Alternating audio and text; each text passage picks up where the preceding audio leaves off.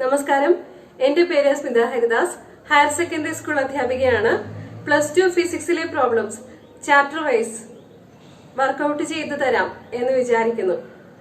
എല്ലാവർക്കും ക്ലാസ്സിലേക്ക് സ്വാഗതം. ഒന്നാം അധ്യായമായ ഇലക്ട്രിക് ചാർജസ് ആൻഡ് ഫീൽഡ്സിലെ ഏതാനും പ്രോബ്ലംസ് ചെയ്യാം.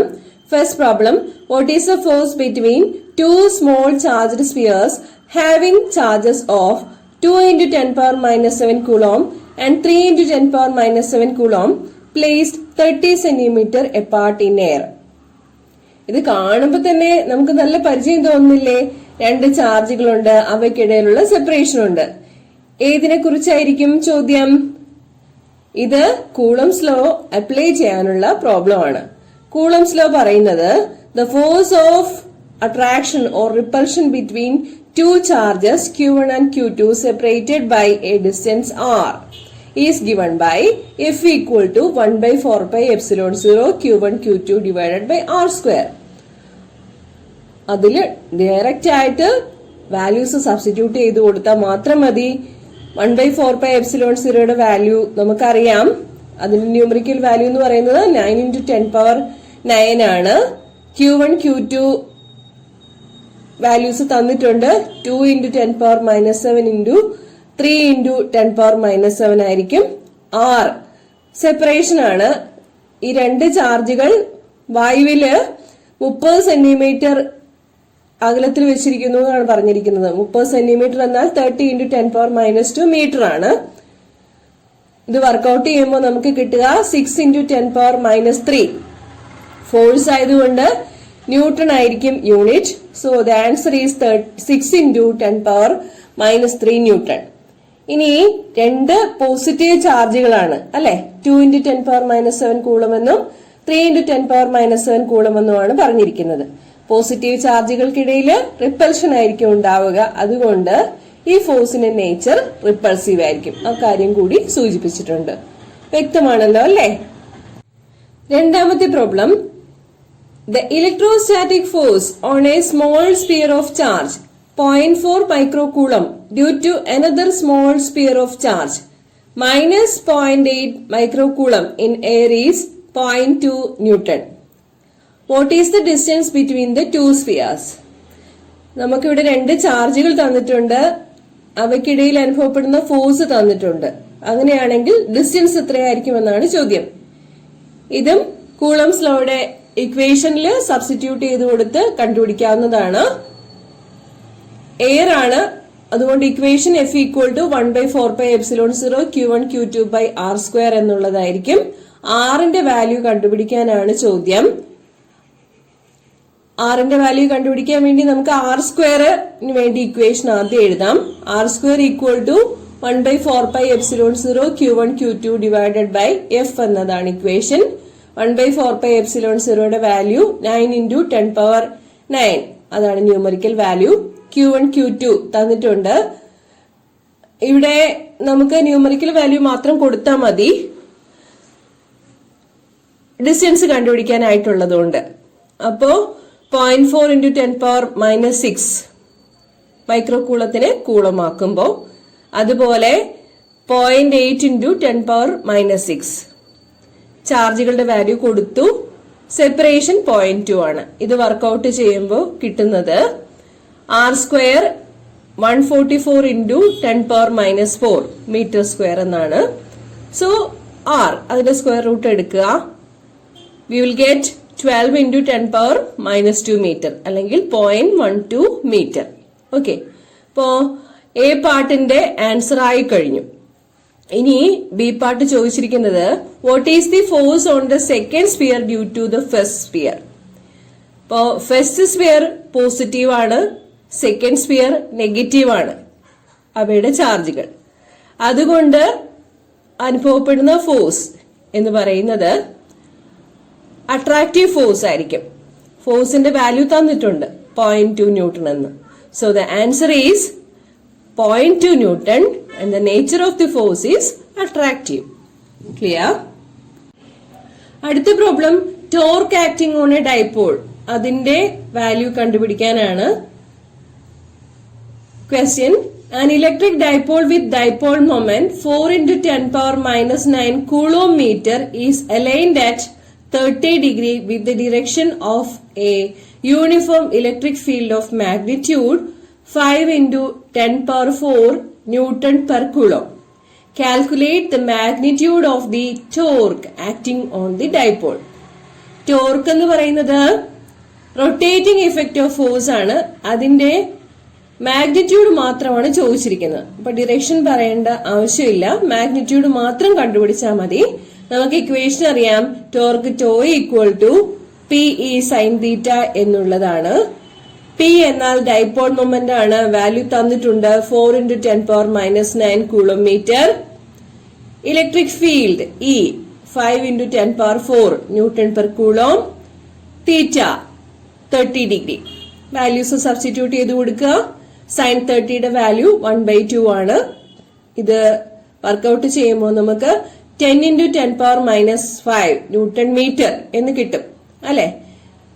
Newton metre rotating effect of force, അതായത് മൊമെന്റ് ഓഫ് ഫോഴ്സ് ആണ്. ഫോഴ്സിനെ ഡിസ്റ്റൻസ് വെച്ച് മൾട്ടിപ്ലൈ ചെയ്യുകയാണ്. ഫോഴ്സിന്റെ യൂണിറ്റ് ന്യൂട്ടൺ ആണ്, ഡിസ്റ്റൻസിന്റെ യൂണിറ്റ് മീറ്റർ ആണ്. അങ്ങനെയാണ് ടോർക്കിന്റെ യൂണിറ്റ് ന്യൂട്ടൺ മീറ്റർ എന്ന് കിട്ടുന്നത്. 10 into 10 power minus 5 എന്നാൽ 10 power minus 4, അത്രയും ന്യൂട്ടൺ മീറ്റർ ആയിരിക്കും. Magnitude of torque acting on the dipole. Clear? 3 problems workout ചെയ്തത് വളരെ എളുപ്പമായിരുന്നില്ലേ? അതുപോലെയുള്ള സിമ്പിൾ പ്രോബ്ലംസ് ആയിരിക്കും പരീക്ഷയ്ക്ക് ചോദിക്കുക. നമുക്ക് തിയറി മനസ്സിലായിട്ടുണ്ടോ എന്ന് പരിശോധിക്കാനുള്ള സിമ്പിൾ പ്രോബ്ലംസ്. അതുപോലെ ഒരെണ്ണം അടുത്തതായിട്ട് ചെയ്യാം. A point charge plus 10 microcoulomb is at a distance 5 cm directly above the center of a square of side 10 cm as shown in figure. ഇപ്പൊ ഇവിടെ നമുക്ക് 10 സെന്റിമീറ്റർ ഒരു വശത്തിന്റെ നീളമുള്ള ഒരു സ്ക്വയർ ആണ് തന്നിരിക്കുന്നത്. ആ സ്ക്വയറിൽ നിന്നും 5 സെന്റിമീറ്റർ ഡിസ്റ്റൻസില് 10 മൈക്രോകൂളം ചാർജ് വെച്ചിരിക്കുന്നു. അങ്ങനെയാണെങ്കിൽ what is the magnitude of the electric flux through the square? ഈ സ്ക്വയറിൽ കൂടിയുള്ള ഇലക്ട്രിക് ഫ്ലക്സ് എത്രയായിരിക്കും എന്നാണ് ചോദ്യം. അതിനു വേണ്ടിയുള്ള hint, think of the square as one of the face of a cube with edge 10 centimetre. ഈ സ്ക്വയറിനെ നമ്മൾ പരിഗണിക്കേണ്ടത് ഒരു വശത്തിന്റെ നീളം 10 സെന്റിമീറ്റർ ആയിട്ടുള്ള ഒരു ക്യൂബിന്റെ ഭാഗമായിട്ടാണ്. ക്യൂബ് എന്ന് പറഞ്ഞാൽ നമുക്കറിയാം 10 സെന്റിമീറ്റർ ഒരു വശത്തിന്റെ നീളമുള്ള ഒരു ചോക്കുപെട്ടി പരിഗണിക്കുക. അപ്പോ ആ ചോക്കുപെട്ടിക്ക് എത്ര മുഖങ്ങളുണ്ട്? 6 മുഖങ്ങളല്ലേ ഉള്ളത്. 6 മുഖങ്ങളിൽ കൂടിയുള്ള ടോട്ടൽ ഫ്ലക്സ് കണ്ടുപിടിക്കാൻ വേണ്ടിയിട്ട് നമുക്ക് ഗോസസ് ലോ അപ്ലൈ ചെയ്യാം. The total normal electric flux Phi equal to 1/epsilon 0 times the enclosed charge 1/epsilon 0 Q. എളുപ്പത്തിൽ അങ്ങ് സബ്സ്റ്റിറ്റ്യൂട്ട് ചെയ്ത് കൊടുത്ത് ഫ്ലക്സിന്റെ വാല്യൂ കണ്ടുപിടിക്കാം. ക്യൂയുടെ വാല്യൂ 10 into 10 power minus 6 കൂളമാണ്. മൈക്രോ കൂളത്തിനെ കൂളം ആക്കുമ്പോൾ എപ്സിലോൺ 0യുടെ numerical value 8.85 into 10 power minus 12 ആണ്. അപ്പോ ഫ്ലക്സിന്റെ വാല്യൂ കിട്ടുക 1.13 into 10 power 6 newton metre square per കൂളമാണ്. ഇത് ക്യൂബിന് മൊത്തത്തിലുള്ളതാണ്. ക്യൂബിന് മൊത്തത്തില് നമ്മുടെ ചാർജ് കാരണം 10 മൈക്രോകൂളം ചാർജ് കാരണമുള്ള ഫ്ലക്സ് ആണ് ഈ കിട്ടിയിരിക്കുന്ന വാല്യൂ. ഒരു മുഖത്തിലെ കൂടിയുള്ള ഫ്ലക്സ് എത്രയായിരിക്കുമെന്നാണ് ചോദ്യം. മൊത്തം 6 മുഖങ്ങളാണുള്ളത്. ഒരു മുഖത്തിൽ കൂടിയുള്ളതാകുമ്പോ എന്ത് ചെയ്യണം? ടോട്ടൽ ഫ്ലക്സിനെ 6 കൊണ്ട് ഹരിക്കണം. അങ്ങനെയാകുമ്പോ flux through one of the faces or flux through the square equal to 1.13 into 10 power 6 divided by 6 equal to 1.88 into 10 power 5 newton metre square per coulomb. ചോദ്യം കാണുമ്പോൾ വളരെ വലിയ പ്രോബ്ലം ആണെന്ന് തോന്നും. പക്ഷെ എളുപ്പത്തില് വാല്യൂ സബ്സ്റ്റിറ്റ്യൂട്ട് ചെയ്ത് കൊടുത്ത് ആൻസർ കണ്ടുപിടിക്കാൻ പറ്റുന്നതാണ്. ഓക്കെ, അടുത്ത ക്വസ്റ്റ്യൻ പറയുകയാണേ, a conducting sphere of radius 10 cm has an unknown charge. If the electric field 20 cm from the center of the sphere is 1.5 into 10 power 3 Newton per Coulomb and points radially inward, what is the net charge on the sphere? ഇപ്പോ unit ചാർജിൽ അനുഭവപ്പെടുന്ന ഫോഴ്സിനെ പറയുന്ന പേരാണ് electric field intensity എന്നുള്ളത്. Electric field ഇന്റൻസിറ്റിയുടെ value നമുക്ക് തന്നിട്ടുണ്ട്, 1.5 into 10 power 3 Newton per Coulomb. Conducting സ്ഫിയറിന്റെ റേഡിയസ് 10 cm എന്നും തന്നിട്ടുണ്ട്. ചാർജ് എത്രയാണെന്ന് നമുക്ക് അറിയില്ല. അപ്പോ ചാർജിന്റെ വാല്യൂ ആണ് കണ്ടുപിടിക്കാനുള്ളത്. നമുക്ക് ഇലക്ട്രിക് ഫീൽഡിന്റെ equation E equal to 1/4πε0 Q/r² ആണെന്നറിയാം. കൂളംസ് ലോയിൽ നിന്ന് കിട്ടുന്നതാണ്.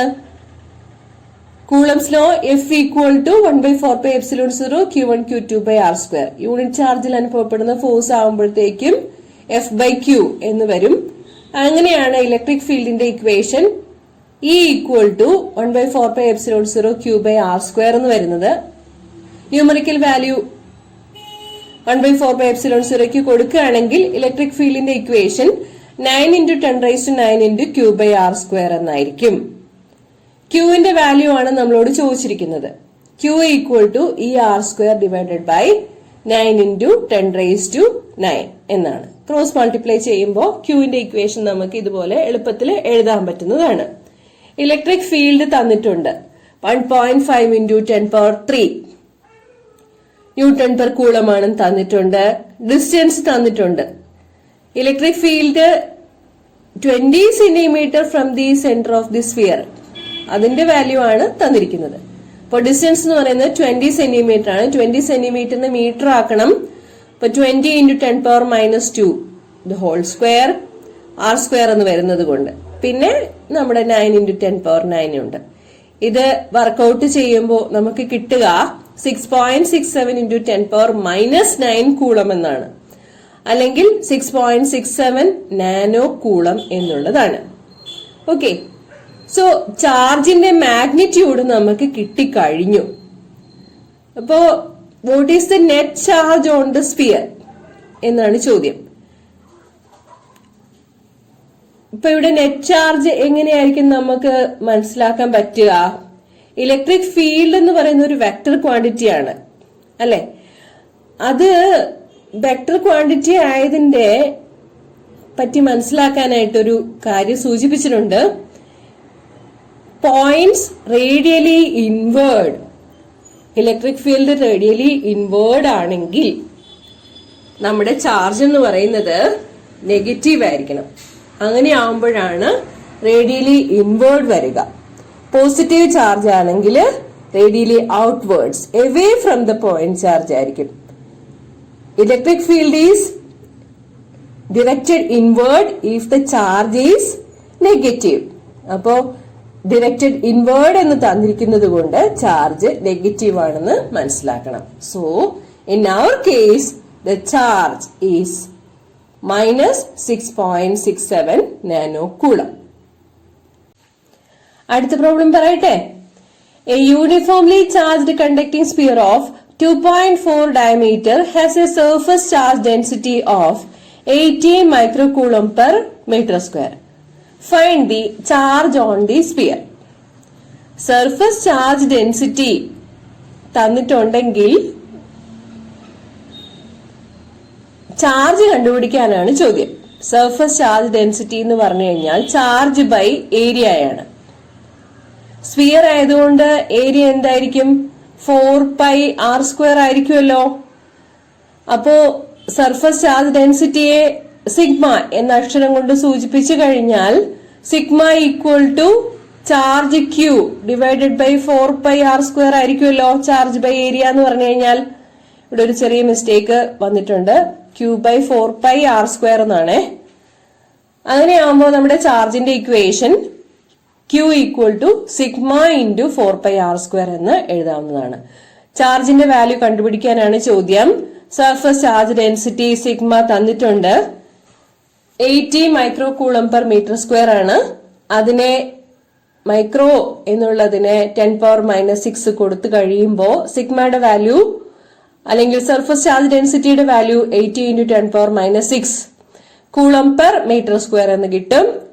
4πr², area of the sphere, 4 × 3.14 നമുക്ക് സ്ഫിയറിന്റെ ഡയമീറ്റർ ആണ് തന്നിരിക്കുന്നത്. അതിൽ നിന്നും റേഡിയസ് കണ്ടുപിടിക്കണം. റേഡിയസ് 1.2 മീറ്റർ ആണ്. വാല്യൂസ് സബ്സ്റ്റിറ്റ്യൂട്ട് ചെയ്ത് കൊടുക്കുക. അപ്പോ ചാർജിന്റെ വാല്യൂ കിട്ടുക 1.45 മില്ലി കൂളം എന്നാണ്. ഒരു മില്ലി കൂളം എന്നാൽ 10⁻³ കൂളമാണ്. ഓക്കെ, ഇനി ചോദിച്ചിരിക്കുന്നത് എന്താ? What is the total electric flux leaving through the surface of the sphere. Total electric flux എത്രയാണെന്നാണ് ചോദ്യം. ടോട്ടൽ ഇലക്ട്രിക് ഫ്ലക്സ് കണ്ടുപിടിക്കാൻ വേണ്ടി ഗോസസ് ലോയുടെ ഇക്വേഷനിൽ അങ്ങ് സബ്സ്റ്റിറ്റ്യൂട്ട് ചെയ്ത് കൊടുത്താൽ മതി. Flux φ equal to 1/ε0 times the net charge. Net charge Q നമുക്ക് ഇപ്പൊ കിട്ടിക്കഴിഞ്ഞു. അതിന്റെ വാല്യൂ 1.45 × 10⁻³ ആണ്.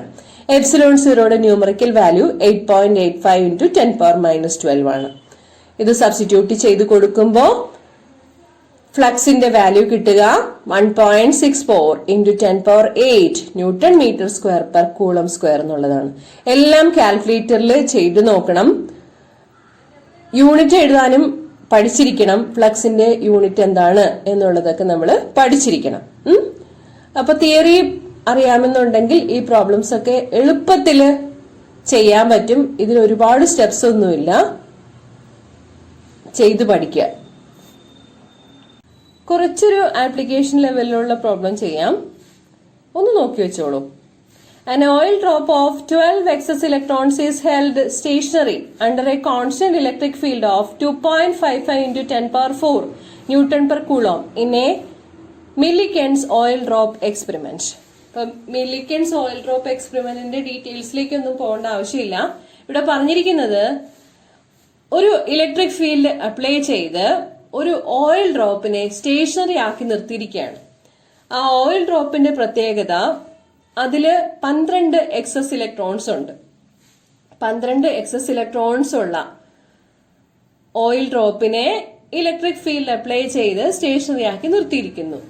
അങ്ങനെയാണെങ്കിൽ ആ ഓയിൽ ഡ്രോപ്പിന്റെ റേഡിയസ് എത്രയായിരിക്കും എന്നാണ് ചോദ്യം. വേണ്ട വാല്യൂസ് ഒക്കെ തന്നിട്ടുണ്ട്. ഡെൻസിറ്റി തന്നിട്ടുണ്ട്, ജിയുടെ വാല്യൂ തന്നിട്ടുണ്ട്, ഇലക്ട്രോണിക് ചാർജ് തന്നിട്ടുണ്ട്. ഓക്കെ, ഇവിടെ നമ്മൾക്ക് മനസ്സിലാക്കേണ്ടത് വെയിറ്റ് ഓഫ് ദി ഡ്രോപ്പിനെ ബാലൻസ് ചെയ്യുന്നത് force due to electric field ആണെന്നുള്ളതാണ്. Force due to electric field എന്നാൽ F equal to EQ, capital E into Q. Q എത്രയാണ്? Q കണ്ടുപിടിക്കാൻ വേണ്ടിയിട്ട്, ടോട്ടൽ ചാർജ് കണ്ടുപിടിക്കാൻ വേണ്ടിയിട്ട് quantization Q equal to NE എന്നുള്ള ഇക്വേഷൻ കൊടുക്കാം. N എന്നുള്ളത് 12 ആണ്. So force due to electric field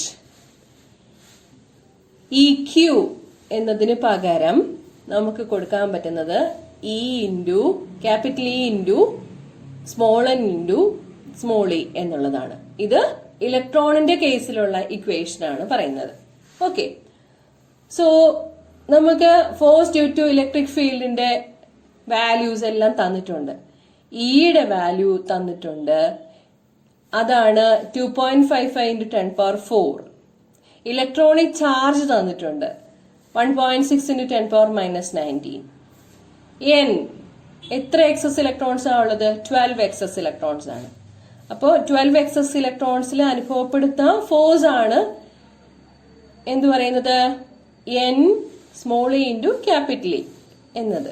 okay, ഇനി ഈ ഓയിൽ ഡ്രോപ്പിൽ അനുഭവപ്പെടുന്ന വെയിറ്റ് എന്നാൽ ഭൂമി പ്രയോഗിക്കുന്ന ആകർഷണ ബലം mg. m എങ്ങനെ കണ്ടുപിടിക്കും? മാസ് വോളിയം ഇൻറ്റു ഡെൻസിറ്റി ആണ്. സ്പെറിക്കൽ ഡ്രോപ്പ് ആകുമ്പോൾ വോളിയം എത്രയായിരിക്കും? 4/3 പൈ ആർ ക്യൂബ് ആയിരിക്കും. ഡെൻസിറ്റി ഡി ആണ്. അപ്പോ നമുക്ക് ഇക്വേഷൻ ഇങ്ങനെ എഴുതാം, 4/3 pi R cube D G, അതാണ് weight, equal to force due to electric field NE into E എന്നുള്ളത്. അപ്പോ ആർ ക്യൂബിന്റെ ഇക്വേഷൻ വരുമ്പോ ക്രോസ് മൾട്ടിപ്ലൈ ചെയ്ത് 3NE into E divided by 4 D G എന്ന് കിട്ടും. N 12 ആണ്. ഈ ഇലക്ട്രോണിക് ചാർജ് 1.6 ഇൻറ്റു 10⁻⁻19 കൂളമാണ്. Applied electric field 2.55 into 10⁴ newton per കൂളമാണ്. 4 ഇൻറ്റു 3.14. ഡെൻസിറ്റി നമുക്ക് തന്നിരിക്കുന്നത് 1.26 ഗ്രാം പെർ ക്യൂബിക് സെന്റിമീറ്റർ ആണ്. SI സിസ്റ്റത്തിൽ വേണം കൊടുക്കാൻ.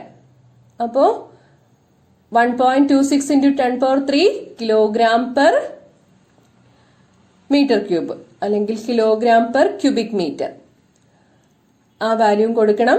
G എന്നാൽ ആക്സിലറേഷൻ ഡ്യൂ ടു ഗ്രാവിറ്റി. ഇപ്പോ ഇതെടുത്തിട്ട്